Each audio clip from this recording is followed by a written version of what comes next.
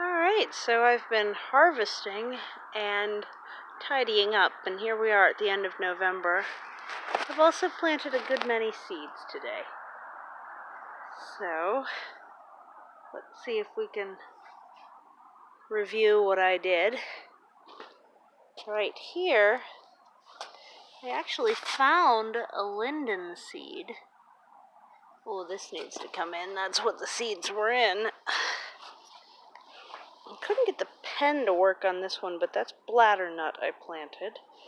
And this is all the staghorn sumac seeds. And the other three were already here. We have Saskatoon, magnolia, and I'm not sure what. We'll see what it is when it comes up. Up there, I took care of getting some of the seed heads, or at least most of the seed heads, off of the fennel. That's food for me and less weeds for that area, because fennel is a little too aggressive to let it grow just anywhere. It's growing up out of my hedge. Seems like a fitting place for it, honestly.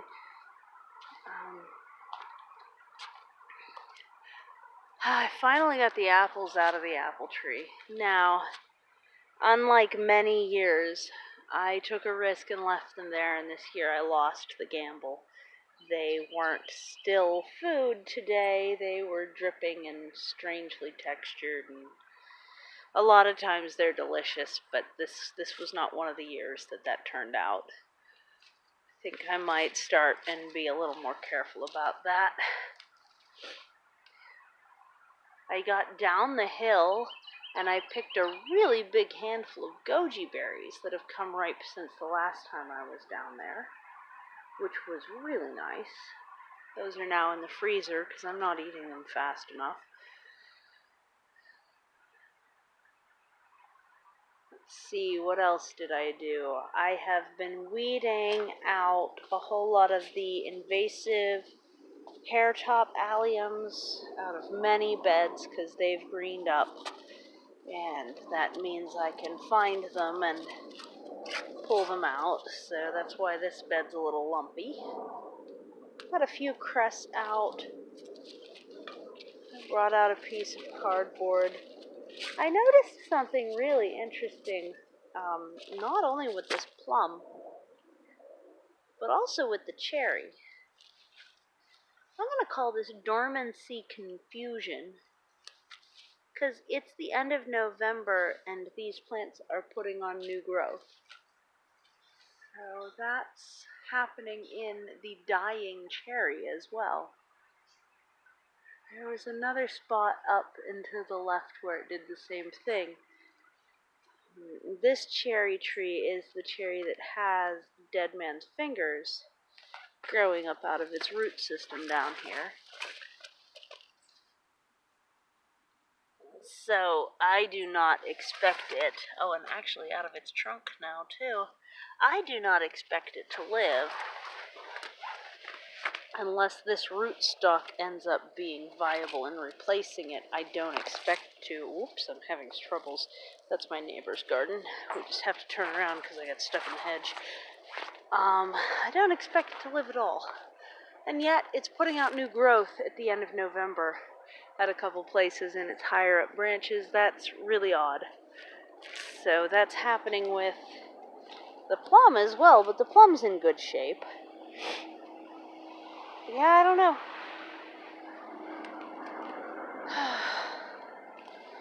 I got some of the weeds out back here.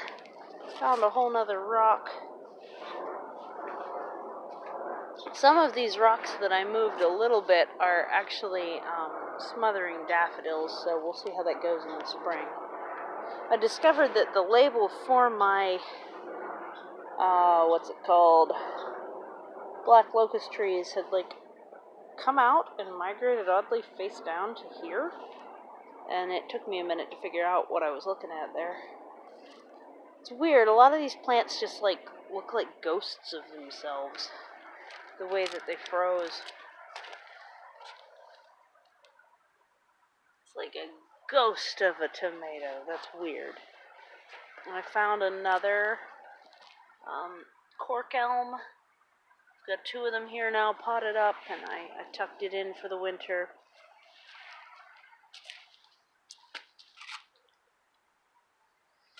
Weeded a little bit more under the asparagus.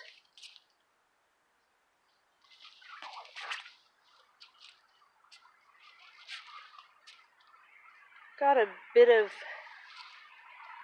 the invasive honeysuckle off of the grass over here, but it's very obvious that I need to dig out that grass in order for it to be fully rid of that honeysuckle, because it's really up in there. I put the honeysuckle in the fire pit because some of it had seeds and berries on it. So I'm going to have to yank the rest of this grass out, at which point I have to decide what I'm doing about it. Do I want to divide it a little bit and have a full row of grass here?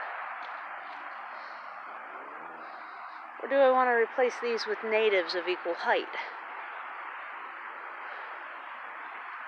I don't know. I don't know what I want to do, but not actually looking forward to the amount of work it's going to take to dig those root balls out. That I know. Part of the decision might be found by how intertwined the root structure of that honeysuckle is with the root structure of the grass. If it's too hard to extricate, then that might be the decision right there. Sunset's happening here. It's about 5, I think. Might not be quite 5 yet. I don't know why it's blurry. That's annoying. There we go.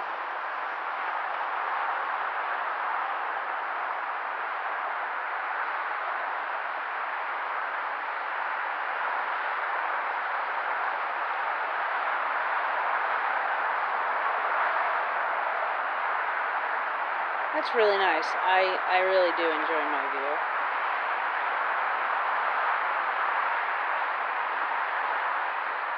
I also dug some holes for the last few planned improved variety of American hazelnut. There's pots you can see down here. They have dirt in them where I dug holes. And then I put one more in the opening in the hedge there, hoping that those will take. I dug them much deeper. I'm going to have to really amend the soil up there, though, for it to... I've had trouble with that spot. So, that's what we're looking at around here. Things are good. Got extra rocks here.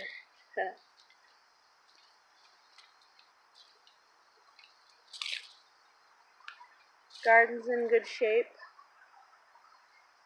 The sky is beautiful.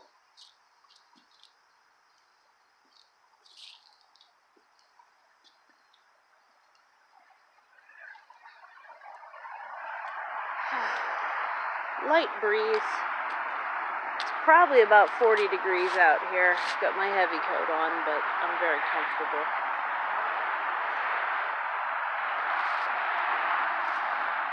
Oh, I also cut all of the